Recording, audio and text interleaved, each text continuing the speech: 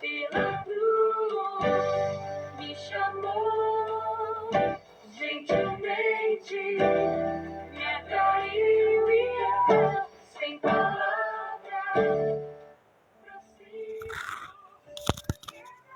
Paz, queridos e amados irmãos em Cristo Jesus. Que o poderoso e eterno Deus esteja de uma forma gigantesca abençoando a sua vida em nome do Senhor Jesus. Quero aqui trazer a referência do Salmo 119, no versículo de número 105, conforme a nossa Bíblia Sagrada, a Bíblia poderosa, a qual nos libera todos os dias uma direção e uma palavra profética importante para que nós venhamos vivenciar os tempos de Deus em nossa vida. Nós entendemos que a palavra de Deus, ela sempre nos traz uma direção, um norte ou um sul para a nossa vida. Sempre com a palavra de Deus nós vivenciamos os acontecimentos antes deles acontecerem, porque a Bíblia Sagrada, através da presença do Espírito Santo, através do poder divino, a Bíblia Sagrada ela nos movimenta a nossa mente entender a preciosidade que é as revelações que contém dentro dela.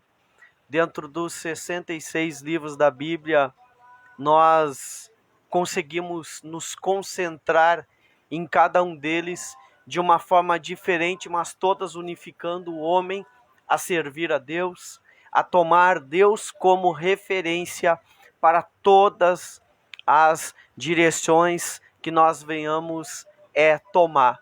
Esse Salmo de número 119, versículo 105 diz assim: lâmpada para os meus pés é a tua palavra e luz para o meu caminho. Ah, meu Deus! O salmista, ele tem, neste instante de vida dele, ele tem a presença de Deus dentro dele e ele sabe que ele precisa tomar as decisões necessárias, ele sabe que precisa adorar e ele sabe que existe um Deus poderoso nos altos céus. Ele louva, ele adora, ele clama e ele fala que Deus está à frente dele em todos os caminhos, porque ele coloca Deus, a palavra de Deus, como os pés, aleluia. Ele coloca a palavra de Deus como luz para o caminho dele. Então, onde ele entra, onde ele adentra, a luz divina se movimenta, porque a palavra de Deus é a lâmpada para os pés dele. Aleluia. Lâmpada para os pés dele, luz para os pés dele é a palavra de Deus. Se a palavra de Deus é luz e a palavra é de Deus, porque nós falamos palavra de Deus, nós compreendemos que Deus é a luz que nos movimenta para todos os lados, e onde estiver escuro, aonde não estiver luz, através da palavra de Deus que está em nós, calçadas em nossos pés missionários, vai haver luz. Olha que interessante isso. A palavra, ela é tão forte, que a palavra, ela é uma bússola para a nossa vida, para o nosso chamado. A palavra de Deus, ela é um GPS na nossa história.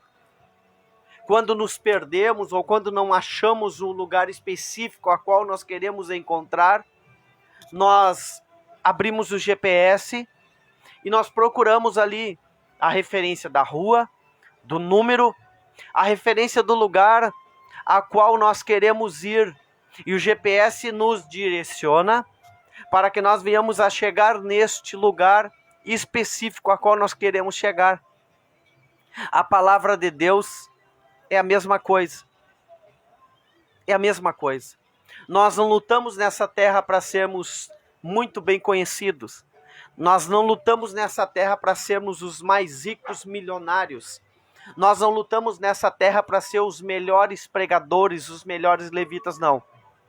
Nós caminhamos nessa terra, nós lutamos nessa terra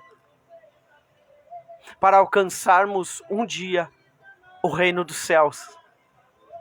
Nós lutamos para alcançar a nossa salvação. E a nossa salvação, ela não vem com força e nem com violência. A nossa salvação, ela é mediante a nossa obediência à palavra de Deus. Se estamos corretos com Deus, se estamos obedientes à palavra de Deus, que é a lâmpada para os nossos pés, nós conseguimos vencer todas e qualquer adversidades. Nós conseguimos que o nosso nome continue escrito no livro da vida. Nós conseguimos alcançar níveis aonde muitas pessoas, inclusive de nossa família, não conseguiram alcançar. Nós alcançamos quando nós usamos a palavra de Deus como bússola para o nosso caminho.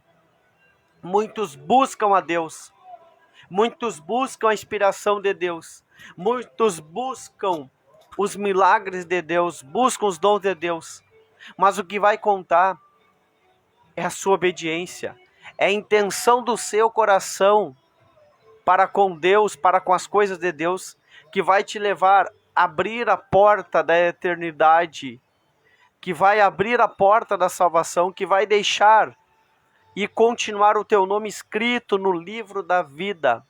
Aleluia. É a intenção, é a obediência.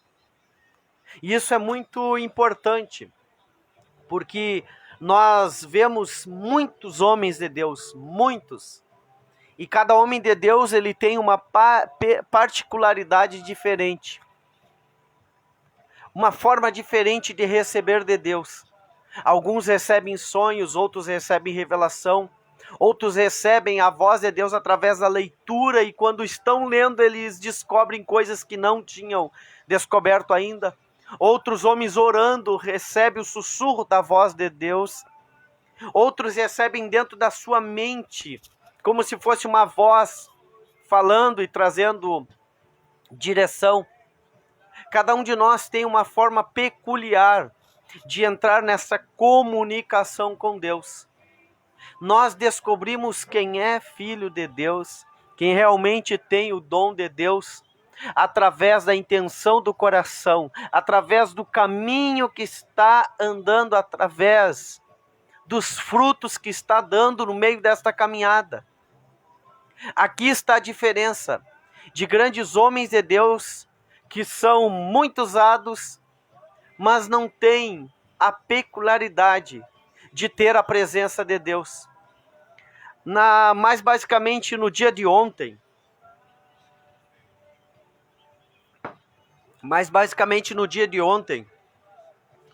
eu estava olhando o meu Facebook, como é diariamente que cada um de nós acredita que nós olhamos, e dei aquela passada ali e eu descobri que o melhor jogador do mundo, o Rei Pelé, ele não quis assumir a sua filha.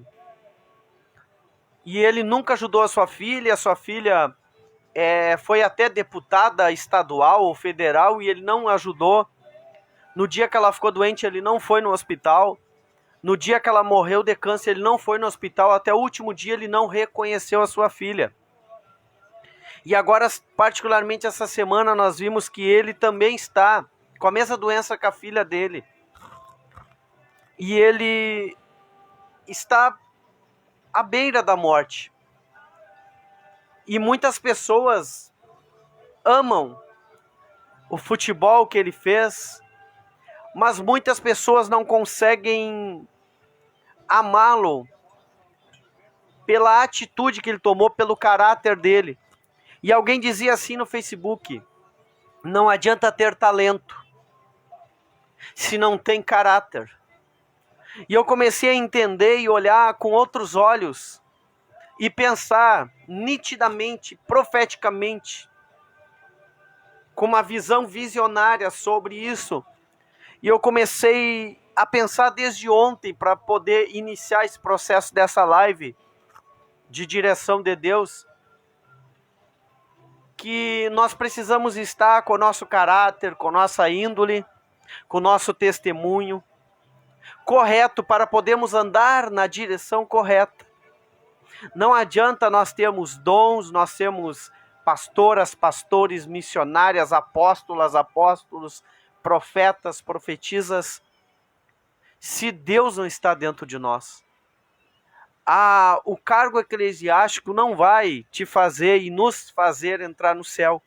O nosso dom, o nosso talento, igual foi do Pelé, não vai fazer com que nós possamos ser vistos com o olhar abrilhantado, porque o caráter, o testemunho, os frutos que estamos dando, eles têm grande proporção na nossa chamada. O próprio Jesus, no livro de João, capítulo 14, versículo de número 6, ele fala: eu sou o caminho, e a verdade, e a vida. Ninguém vem ao Pai senão por mim. Se nós estamos no caminho com Jesus, nós vivemos a preciosidade de Jesus.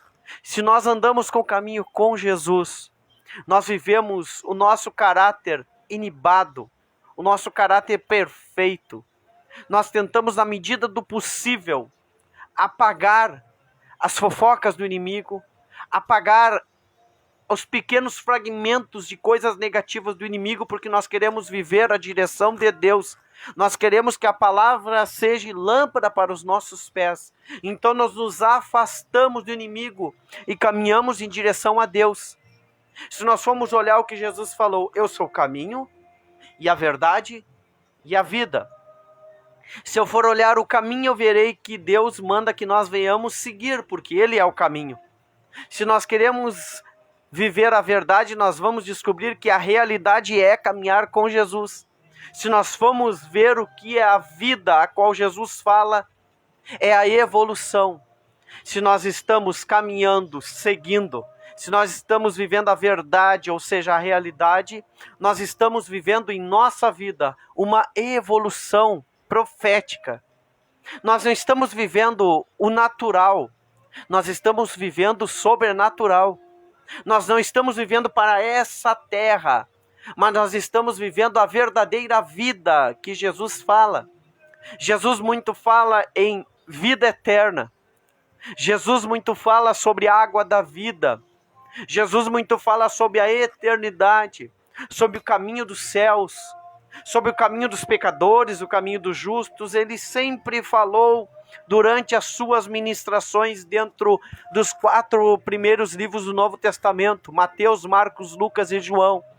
Ele sempre falou isso porque Ele não quer que nós venhamos nos agarrar nesta vida, mas que nós venhamos nos agarrar nos céus. O próprio livro de Mateus, capítulo 6, versículo 36, nos manda buscarmos primeiro o reino dos céus e a sua justiça, e o restante vos será acrescentado.